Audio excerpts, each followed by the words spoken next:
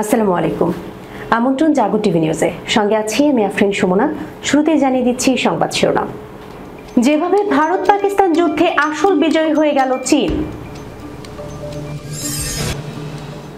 চাপের মুখে ইসরায়েল, চারদিক থেকে ঘিরে ধরেছে 22 দেশ। গণহত্যার দায়ে ইসরায়েলের উপর নিষেধাজ্ঞার বিরল হুঁশিয়ারি ব্রিটেন, কানাডা ও ফ্রান্সের, রয়টার্সের প্রতিবেদন। এবার ইসরায়েলের হাইফা বন্দরের সমুদ্র অবরোধ ঘোষণা করল হুথি যোদ্ধারা। ট্রাম্প শিবিরের হুঁশিয়ারি, গাজায় যুদ্ধ না থামালে ইসরায়েলকে ছেড়ে দিতে পারে যুক্তরাষ্ট্র। ওয়াশিংটন পোস্টের চাঞ্চল্যকর প্রতিবেদন। ভারতের হুমকির পাল্টা জবাব দিতে পাকিস্তানে বাঁধ নির্মাণে গতি আনছে চীন। তীব্র বন্যায় ভেসে গেল ভারতের সিলিকন ভ্যালি খ্যাত বেঙ্গালুরু। বিদ্যুৎ বিভ্রাটের পর এবার স্পেনে মোবাইল নেটওয়ার্ক বিপর্যয়, গোটা দেশে স্তব্ধ মোবাইল ফোন পরিষেবা। দর্শক, শিরোনাম শুনছিলেন, এবার জানিয়ে দিচ্ছি বিস্তারিত। চলতি মাসে যুদ্ধে জড়িয়েছে ভারত ও পাকিস্তান। কাশ্মীরের পেহেলগাঁওয়ে সন্ত্রাসী হামলার ঘটনায় যুদ্ধে জড়ায় দুই দেশ। এতে উভয় দেশ নিজেদের জয়ী বলে দাবি করেছে। তবে এ সংঘাতে সবচেয়ে বেশি লাভবান হয়েছে চীন। এতে অপ্রত্যাশিত বিজয়ী হিসেবে আবির্ভূত হয়েছে চীনের প্রতিরক্ষা শিল্প। ভারত পাকিস্তান সংঘাতে চীনা অস্ত্র ব্যবস্থার ব্যবহার এবং এর কথিত সাফল্য বিশ্বব্যাপী আলোচনার জন্ম দিয়েছে। সিদ্দিকুর রহমানের প্রতিবেদন।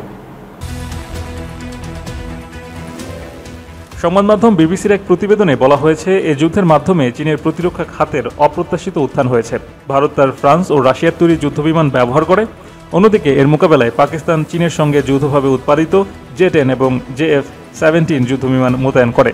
উভয় পক্ষই দাবি করে তাদের বিমান সীমানা অতিক্রম করেনি এবং দূর থেকে মিসাইল নিক্ষেপ করেছে। পাকিস্তান দাবি করে তারা ভারতের 6টি যুদ্ধবিমান, যার মধ্যে ফ্রান্সের তৈরি রাফেল বিমানও ছিল, ভূপাতিত করেছে। পাকিস্তানের যুদ্ধবিমানে চীনা প্রযুক্তির ব্যবহার এই সংঘাতে আলোচনার কেন্দ্রবিন্দু হয়ে উঠেছে। রয়টার্সের একটি প্রতিবেদনে আমেরিকান কর্মকর্তাদের উদ্ধৃত করে বলা হয়, পাকিস্তান সম্ভবত চীনের তৈরি জে-10 বিমান ব্যবহার করে ভারতীয় যুদ্ধবিমানের বিরুদ্ধে এয়ার টু এয়ার মিসাইল ছুড়েছে। এই ঘটনাকে কিছু বিশেষজ্ঞ চীনা প্রতিরক্ষা শিল্পের জন্য একটি ডিপসিক মুহূর্ত হিসেবে আখ্যায়িত করেছে।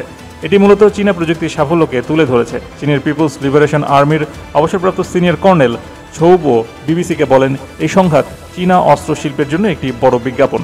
এর আগে চীনের কাছে তার অস্ত্র ব্যবস্থা যুদ্ধক্ষেত্রে পরীক্ষা করার সুযোগ ছিল না।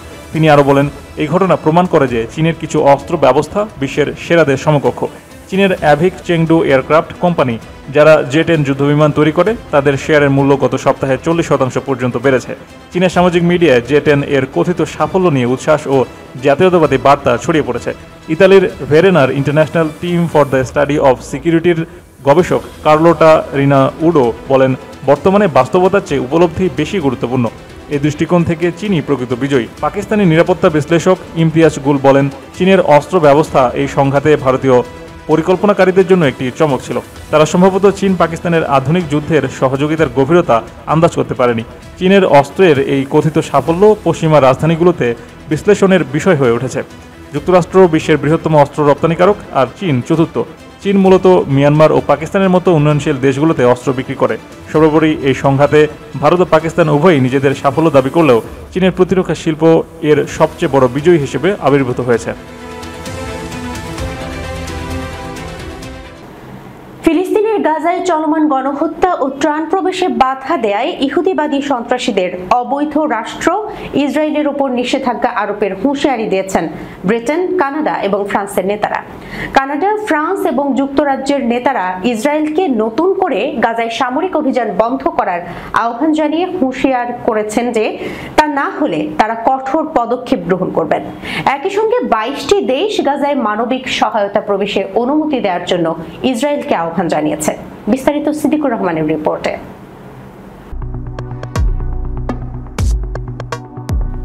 ব্রিটিশ সরকারের ওয়েবসাইটে প্রকাশিত এক যৌথ বিবৃতিতে ব্রিটিশ প্রধানমন্ত্রী কিয়ের স্টারমার, ফরাসি প্রেসিডেন্ট ইমানুয়েল ম্যাক্রো এবং কানাডার প্রধানমন্ত্রী মার্ক কার্নি ইসরায়েলি গণহত্যার নিন্দা জানিয়ে এ হুঁশিয়ারি দেন।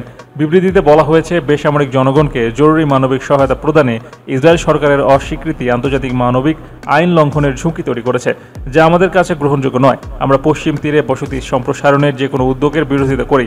পরিস্থিতি না বদলালে আমরা সুনির্দিষ্ট নিষেধাজ্ঞা সহ পরবর্তী পদক্ষেপ নিতে দ্বিধা করব না। বিবৃতিতে বলা হয়, ইসরায়েলের আত্মরক্ষার অধিকারকে আমরা সবসময় সমর্থন করি, কিন্তু গাজায় বর্তমান সামরিক আগ্রাসন সম্পূর্ণ অসামঞ্জস্যপূর্ণ।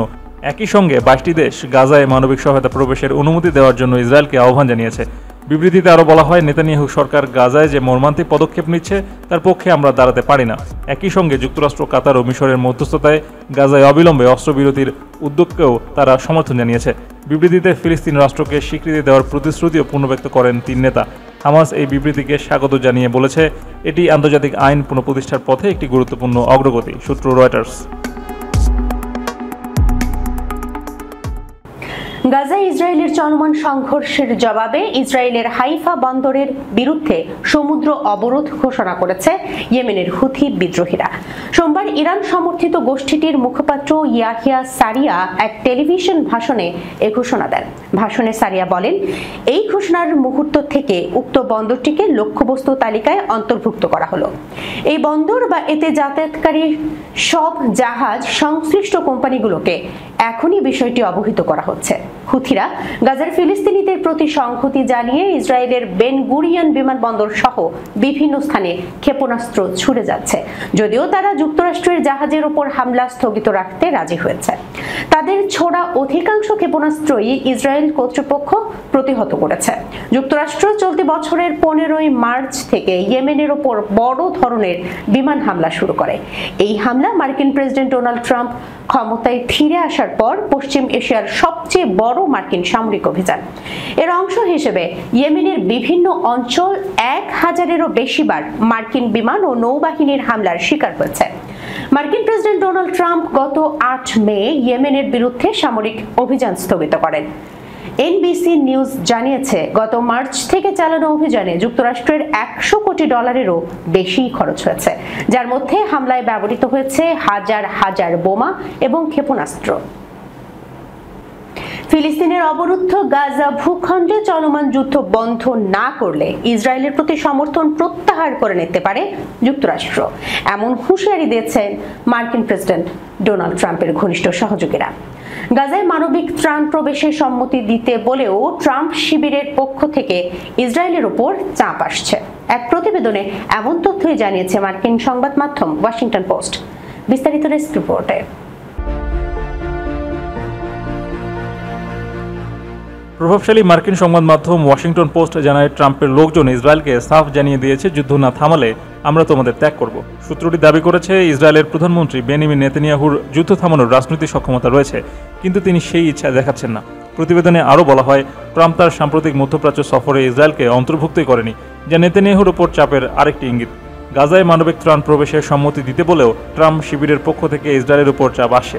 নেতানিয়াহু আগে ক্ষুধার্ত শিশু ও মরতে থাকা মানুষের ছবি আমাদের মিত্ররাও সহ্য করতে পারছে না এমন মন্তব্য করে সীমিত আকারে গাজায় ত্রাণ প্রবেশের অনুমতি দিয়েছিলেন। সূত্রটি জানায়, গত রোববার রাতে ইসরায়েলি মন্ত্রিসভার বৈঠকে নেতানিয়াহু এই সিদ্ধান্তকে মাত্র একটি কৌশলগত বিষয় বলে তুলে ধরেছিলেন, যেন এতে রাজনৈতিক দায় না পড়ে। এদিকে ট্রাম্প শিবিরের কাছ থেকে এই হুঁশিয়ারি এমন এক সময় এলো যখন ওয়াশিংটন ও তেল আবিবের সম্পর্ক ক্রমেই টানাপোড়েনে পড়ছে।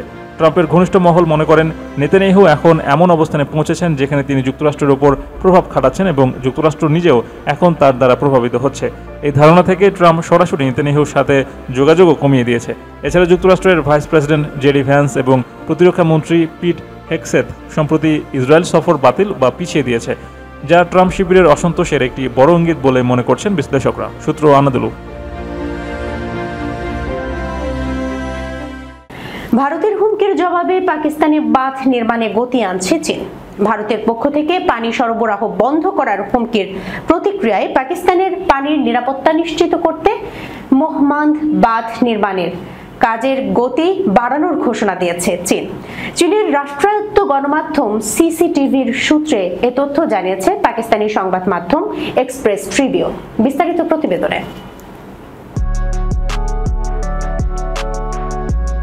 সিসিটিভির এক প্রতিবেদন অনুসারে মোহমান্দ বাঁধের কংক্রিট ভরাট একটি গুরুত্বপূর্ণ নির্মাণ মাইলফলক শুরু করেছে, যা বাঁধ নির্মাণে দ্রুত অগ্রগতির ইঙ্গিত দেয়। ভারত অধিকৃত কাশ্মীরের পেহেলগাম হামলার পর দেশটি বিশ্বব্যাংকের মধ্যস্থতায় স্বাক্ষরিত সিন্ধু পানি চুক্তি সাময়িকভাবে স্থগিত করেছে। এরপরে চীন এ পদক্ষেপ নেয়। একে অনেকটা প্রতিক্রিয়ামূলক পদক্ষেপ হিসেবে দেখা হচ্ছে। চীনের রাষ্ট্রীয় মালিকানাধীন প্রতিষ্ঠান চায়না এনার্জি ইঞ্জিনিয়ারিং কর্পোরেশন 2019 সাল থেকে পাকিস্তানের খাইবার পখতুনখোয়া প্রদেশে মোহমান্দো হাইড্রো পাওয়ার প্রকল্পে কাজ করছে। বাঁধটিকে পাকিস্তানি কর্তৃপক্ষ একটি ফ্ল্যাগশিপ প্রকল্প হিসেবে অভিহিত করেছে এবং এটি বেইজিং বেল্ট অ্যান্ড রোড ইনিশিয়েটিভের অধীনে চীন পাকিস্তান অর্থনৈতিক করিডোরের একটি মূল উপাদান। মোহমান্দো বাঁধ একটি বহুমুখী প্রকল্প। এই প্রকল্পের লক্ষ্য বিদ্যুৎ উৎপাদন করা, বন্যা নিয়ন্ত্রণ, কৃষিকাজের সেচ ও শহরে পানি সরবরাহ নিশ্চিত করা। প্রকল্পটি সম্পন্ন হলে এটি 800 মেগাওয়াট বিদ্যুৎ উৎপাদন করবে এবং প্রতিদিন 30 কোটি গ্যালন পানি সরবরাহ করবে খাইবার পখতুনখোয়ার রাজধানী পেশোয়ারে। মোহমান্দো বাঁধের বাইরেও চীন ও পাকিস্তান বিভিন্ন ক্ষেত্রে সহযোগিতা জোরদার করেছে। এর মধ্যে রয়েছে শিল্প উন্নয়ন, কৃষি ও জনকল্যাণমূলক প্রকল্প। এছাড়া দিয়ামার ভাষা বাঁধ প্রকল্প, যা পাকিস্তানে 3 গিরি সংকটের প্রকল্প নামে পরিচিত, চীন পাকিস্তান সহযোগিতার অন্যতম বড় উদাহরণ হিসেবে বিবেচিত হচ্ছে।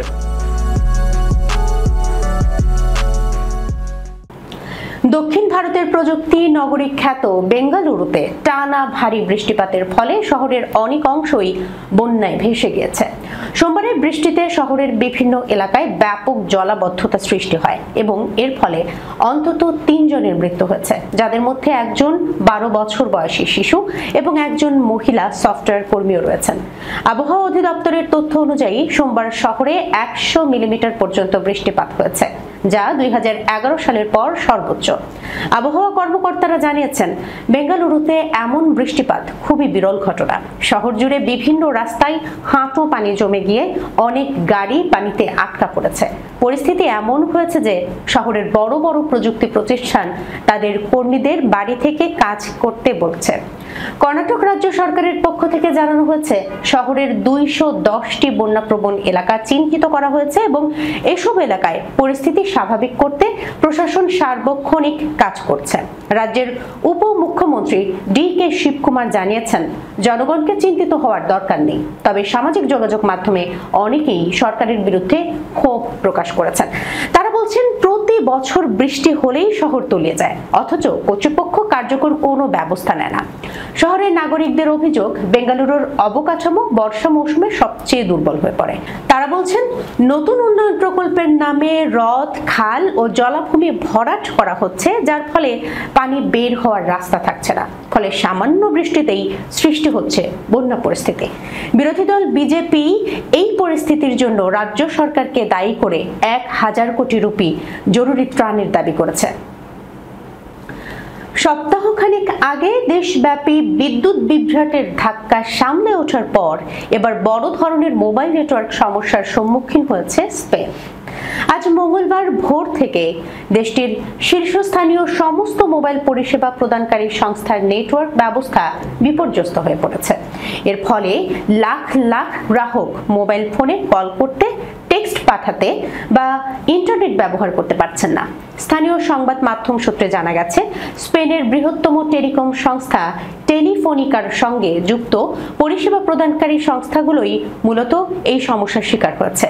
এর মধ্যে রয়েছে Movistar, orange, Vodafone, DG Mobil এবং O2।